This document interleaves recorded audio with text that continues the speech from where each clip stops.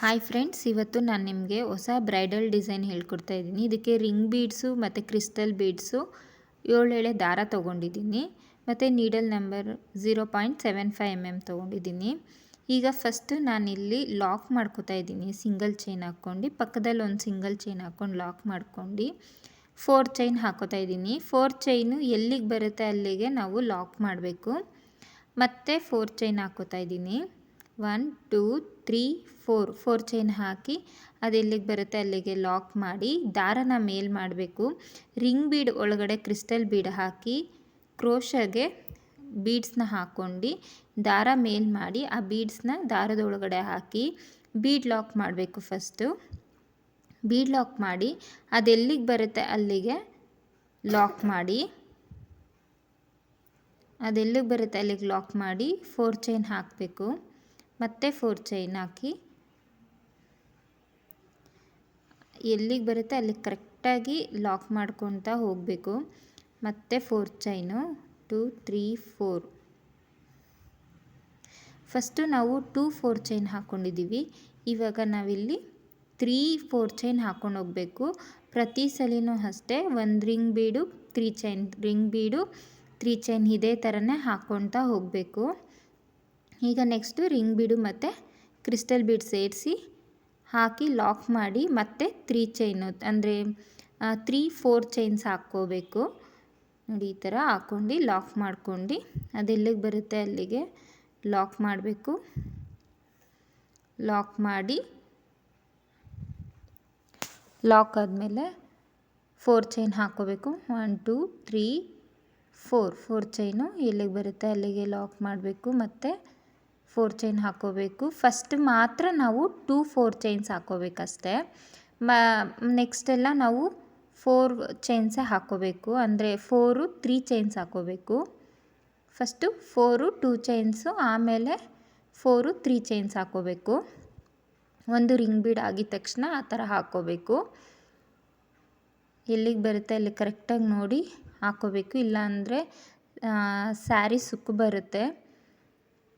ನೋಡಿ ಇದೇ ಥರನೇ ಫುಲ್ಲು ಸ್ಯಾರಿಗೂ ಹಾಕ್ಕೋಬೇಕು. ಇದು ಫಸ್ಟ್ ಸ್ಟೆಪ್ಸು. ಇದು ಫಸ್ಟ್ ಸ್ಟೆಪ್ಪು. ತುಂಬಾ ಈಸಿ ಆ್ಯಂಡ್ ಲುಕ್ಕಿಂಗ್ ಎಲಿಗೆಂಟ್ ಅಂತಲೇ ಹೇಳ್ಬೋದು. ತುಂಬಾ ಚೆನ್ನಾಗಿರುತ್ತೆ ಈ ಡಿಸೈನು. ನೋಡಿ ಹಿಂಗೆ ಬೀಡ್ ಲಾಕ್ ಮಾಡಿ ಮತ್ತೆ 4 ಚೈನು 3 ಟೈಮ್ಸ್ ಹಾಕೋತಾ ಇದ್ದೀನಿ. ಅದೇ ಥರನೇ ಫುಲ್ಲು ಸ್ಯಾರಿಗೂ ಹಾಕ್ಕೊಂಡಾದ್ಮೇಲೆ ಸೆಕೆಂಡ್ ಸ್ಟೆಪ್ ಸೈಡ್ ತೋರಿಸ್ತಾ ಇದ್ದೀನಿ ನಾನು ನಿಮಗೆ. ಸೆಕೆಂಡ್ ಸ್ಟೆಪ್ಪಲ್ಲಿ ಎಲ್ಲಿ ಲಾಕ್ ಮಾಡಿದ್ವೋ ಅಲ್ಲೇ ಮತ್ತೆ ಲಾಕ್ ಮಾಡಿ ಮತ್ತೆ 4 ಚೈನ್ ಹಾಕಬೇಕು.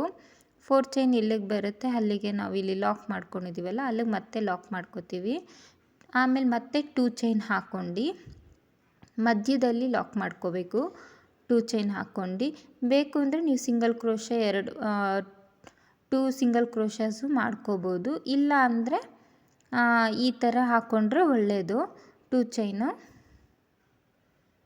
ನೋಡಿ ಈ ಥರ ಹಾಕ್ಕೊಂಡಾದ್ಮೇಲೆ 2 ಚೈನ್ ಆದಮೇಲೆ ಸೂಜಿ ಮೇಲೆ ಒಂದ್ಸಲಿ ದಾರ ತೊಗೋಬೇಕು. ದಾರ ತೊಗೊಂಡು ಆ ರಿಂಗ್ ಬೀಡ್ ಒಳಗಡೆ ಇಂದ ಕ್ರೋಶ ಹೋಗಿ ಮೇಲೆ ದಾರ ಬಂದು 2ರಲ್ಲಿ 1 2ರಲ್ಲಿ 1 ಇದೇ ಥರನೇ ಫುಲ್ಲು ರಿಂಗ್ ಬೀಡು 14 ಡಬಲ್ ಕ್ರೋಶೆಟ್ ಮಾಡ್ಕೋಬೇಕು ನಾವು.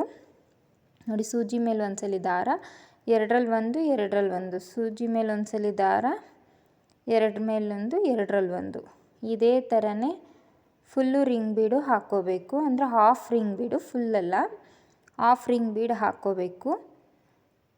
ಹಾಫ್ ರಿಂಗ್ ಬೀಡ್ ಹಾಕ್ಕೊಳ್ಳೋಕ್ಕೆ 14 ಡಬಲ್ ಕ್ರೋಶೆಟ್ ನಾನು ಹಾಕ್ಕೊಂಡಿದ್ದೀನಿ.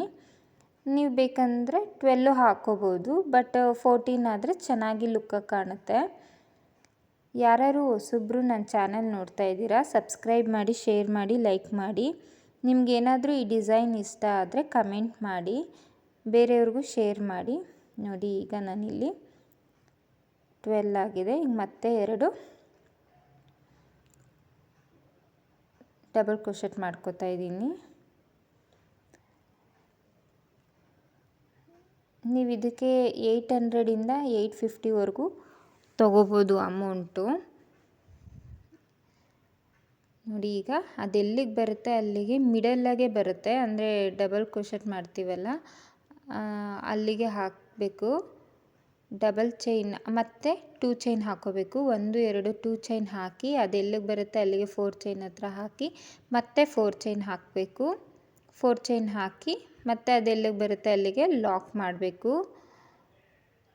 ಡಬಲ್ ಕ್ರೋಶೆಟ್ ಆದಮೇಲೆ ಅದು ಎಲ್ಲಿಗೆ ಬರುತ್ತೆ ಅಲ್ಲಿಗೆ ಲಾಕ್ ಮಾಡಿ ಮತ್ತೆ 2 ಚೈನ್ ಹಾಕಿ 2 ಚೈನ್ನ 4 ಚೈನ್ ಹತ್ರ ಲಾಕ್ ಮಾಡಿ ಮತ್ತೆ 4 ಚೈನ್ ಹಾಕಿ ಮತ್ತೆ 2 ಚೈನ್ ಹಾಕಿ ಮಧ್ಯ ಲಾಕ್ ಮಾಡಿ ಆಮೇಲೆ ಡಬಲ್ ಕ್ರೋಶೆಟ್ ಮಾಡ್ಕೋಬೇಕು. ಇದೇ ಥರ ಫುಲ್ಲು ಸ್ಯಾರಿಗೂ ಮಾಡ್ಕೋಬೇಕು.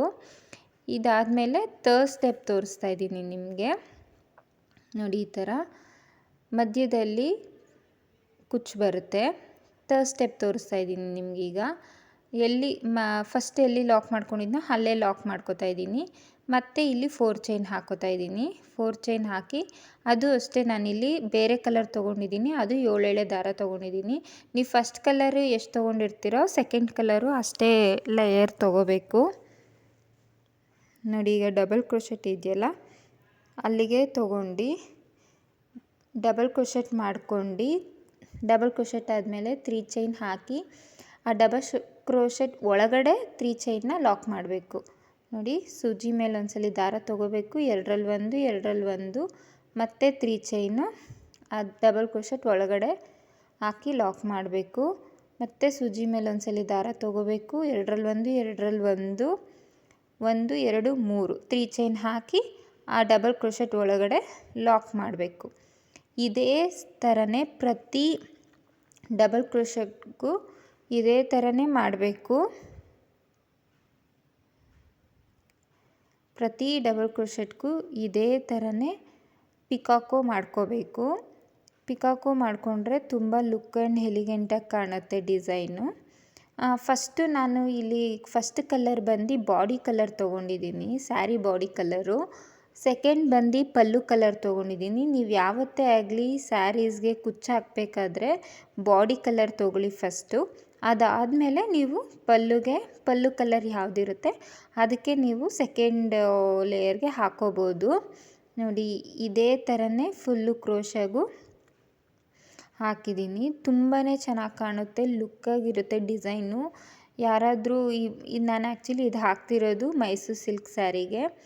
ನೀವು ಬೇಕು ಅಂದರೆ ರೇಷ್ಮೆ ಸ್ಯಾರಿ, ಮೈಸೂರು ಸಿಲ್ಕ್ ಸ್ಯಾರಿಗೆಲ್ಲ ಹಾಕಿಸ್ಕೋಬೋದು, ತುಂಬಾ ಚೆನ್ನಾಗಿ ಕಾಣುತ್ತೆ. ನೋಡಿ ಈ ಥರ ಲಾಕ್ ಮಾಡಿ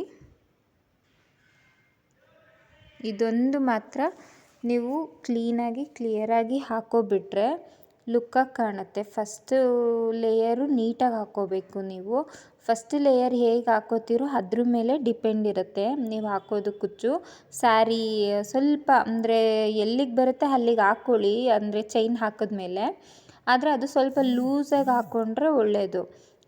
ಸ್ವಲ್ಪ ಅಂದರೆ ಅಷ್ಟು ಗಟ್ಟಿಯಾಗಿ ಅಂದರೆ ಇವಾಗ ಸ್ವಲ್ಪ ಹೆಲ್ದಿ ಹಾಕ್ಕೊಂಡ್ರೆ ಸ್ಯಾರಿ ಎಲ್ಲ ಸುಕ್ ಬರುತ್ತೆ. ನೋಡಿ ಈ ಥರ ಡಬಲ್ ಕ್ರೋಶೆಟ್ ಮಾಡ್ಕೋಬೇಕು. ಡಬಲ್ ಕ್ರೋಶೆಟ್ ಆದಮೇಲೆ 3 ಚೈನ್ ಹಾಕಿ ಪಿಕಾಕೋ ಮಾಡ್ಕೋಬೇಕು. ನೋಡಿ ಈ ಥರ ಹಾಕೊಂಡಾದ್ಮೇಲೆ ಅದೆಲ್ಲಿ 4 ಚೈನ್ಗೆ ಅವಾಗೆ ಲಾಕ್ ಮಾಡಿದ್ವಲ್ಲ 2 ಚೈನ್ ಹಾಕಿ ಅಲ್ಲಿಗೆ ನಾವಿಲ್ಲಿ ಲಾಕ್ ಮಾಡ್ಕೋತಾ ಇದ್ದೀವಿ. ಲಾಕ್ ಮಾಡಾದ್ಮೇಲೆ 4 ಚೈನ್ ಹಾಕೋತೀನಿ ಮತ್ತೆ ನಾನು. 4 ಚೈನ್ ಹಾಕಿ ನೋಡಿ ಈ ಥರ ಬರುತ್ತೆ ಡಿಸೈನು. 1 2 3 4 ಚೈನ್ ಹಾಕಿ ಅದೆಲ್ಲಿಗೆ ಬರುತ್ತೆ ಅಲ್ಲಿಗೆ ಲಾಕ್ ಮಾಡ್ಕೋತಾ ಇದ್ದೀನಿ. ಅಂದರೆ ಮುಂಚೆ ಲಾಕ್ ಮಾಡಿರ್ತೀನಲ್ಲ ಅಲ್ಲೇ ಲಾಕ್ ಮಾಡ್ಕೋತೀನಿ. ನೋಡಿ ಇದೇ ಥರನೇ ಫುಲ್ಲು ಸ್ಯಾರಿಗೂ ಹಾಕಬೇಕು, ತುಂಬಾ ಚೆನ್ನಾಗಿರುತ್ತೆ. ಇದಕ್ಕೆ ನಾನು 150 ಎಳೆ ದಾರ ತೊಗೊಂಡು ನಾನಲ್ಲಿ 4 ಚೈನ್ ಹಾಕಿ ಗ್ಯಾಪ್ ಇಟ್ಟಿದ್ನಲ್ಲ ಅಲ್ಲಿಗೆ ನಾನು ಕುಚ್ಚು ಕಟ್ಟಿದ್ದೀನಿ. ನಾನಿಲ್ಲಿ 2 ಕಲರಲ್ಲಿ ಕುಚ್ಚು ಕಟ್ಟಿದ್ದೀನಿ. ಇದೇ ಥರನೇ ಫುಲ್ಲು ಸ್ಯಾರಿಗೂ ಹಾಕಿ ಫುಲ್ಲೂ ಸ್ಯಾರಿ ಈ ಥರ ಕಾಣುತ್ತೆ ನೋಡಿ.